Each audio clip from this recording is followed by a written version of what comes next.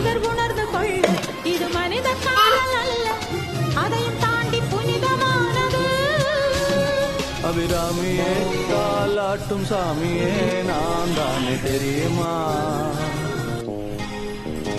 சிவகாமியே சிவனில் நீயும் பாதியே அதுவும் உனக்கு புரியுமா?